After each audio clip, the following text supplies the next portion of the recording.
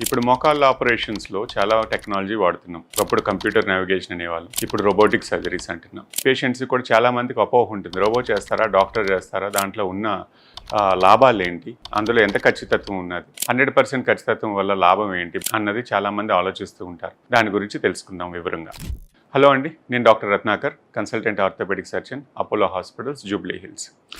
ఇప్పుడు రోబోటిక్ ఆపరేషన్లు కూడా సర్వసాధారణం అయిపోయింది. రోబో అంటే ఒక మనిషి కాదు, ఒక కంప్యూటర్ ఎక్విప్మెంట్ అనమాట. ఆ ఎక్విప్మెంట్ ఏంటి మీద నిర్ధారిస్తుంది అని అంటే రోగి యొక్క ఇన్ఫర్మేషన్. ఎందుకంటే ప్రతి ఒక్కరి మోకాలు అదే ఆకారంలో ఉంటుంది. కొంతమందికి చిన్నవి ఉంటాయి, కొంతమందికి పెద్దవి ఉంటాయి. లేడీస్కి డిఫరెంట్గా ఉంటాయి, మగవాళ్ళకి డిఫరెంట్గా ఉంటాయి. వయసును బట్టి కూడా ఈ తేడా కూడా తెలుస్తూ ఉంటుంది.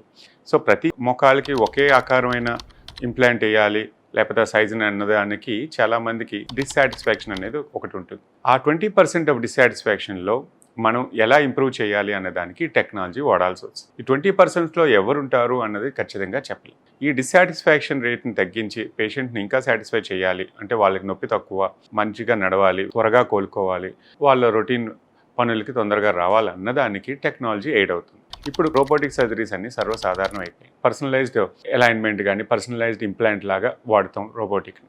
పేషెంట్ యొక్క మోకాలు పరిస్థితిని ఎంతవరకు అరిగింది, లేకపోతే ఆ షేప్ ఎలాంటిది, దానికి తగ్గ అమరిక పట్టే మెటల్ ఎటువంటి సైజు, ఇవన్నీ ఏంటంటే మనం ఆ ఇన్ఫర్మేషన్ని కంప్యూటర్కి ఇవ్వడం జరుగుతుంది.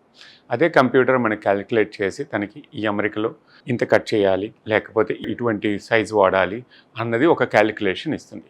దాని ప్రకారం మనం మళ్ళీ రోబోటిక్ కంప్యూటర్ ఎయిడ్ తీసుకొని దాన్ని ఒక చేయిలాగా వాడుతాం. ఆ చేయి మనకి కటింగ్స్లో సహకరిస్తుంది. ఈ కటింగ్స్లో సహకరించడం వల్ల మిల్లీమీటర్ ప్రెసిషన్ కూడా ఎక్కువగా ఉంటుంది. ఈ ప్రెసిషన్ వల్ల అమరిక కరెక్ట్గా ఉంటుంది, ఎక్కువ కాలం మన్నిక రావాలి. తర్వాత అంతేకాకుండా టిష్యూస్ కట్ చేసినప్పుడు డిస్టర్బ్ అవుతాయో అవి రోబోటిక్ సర్జరీ వల్ల చాలా తక్కువగా జరిగే అవకాశం ఉంటుంది. దీనివల్ల ఏంటంటే టిష్యూని తక్కువ హ్యాండిల్ చేయడం వల్ల నొప్పి తక్కువ, తొందరగా కోలుకునే అవకాశాలు ఎక్కువగా కనిపిస్తున్నాయి. సో అందుకే రోబోటిక్ టెక్నాలజీ వాడటం మంచిదే, దానివల్ల నష్టం లేదు. సో రోబోటిక్ ఎందుకంటే ఫ్యూచర్లో ఎప్పుడు మనకి టెక్నాలజీ వాడుతూనే ఉంటాం.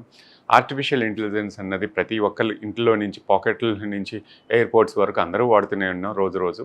సో ఇది టెక్నాలజీ ఎయిడ్ తీసుకోవడం వల్ల నష్టం లేదు, రోగికి ఇంకా లాభమే తప్ప. ఎందుకంటే అన్సాటిస్ఫైడ్ పేషెంట్స్ ఒక 10% ఉన్నా వాళ్ళకి ఎందుకు అమరిక అవ్వలేదు, అదే సైజు వేరే వాళ్ళకి పెడితే బాగానే ఉంది, వీళ్ళకి ఎందుకు షూట్ అవ్వట్లేదు అన్న ప్రశ్నలు చాలా వరకు ఉన్నాయి. దీన్ని తగ్గించడానికి, అందరినీ హ్యాపీగా ఉంచడానికి, ఆపరేషన్ తర్వాత వాళ్ళ పనులు తొందరగా కోలుకొని చేసుకోవడానికి వీలుగా రోబోటిక్ టెక్నాలజీ అనేది ఉపయోగపడుతుంది.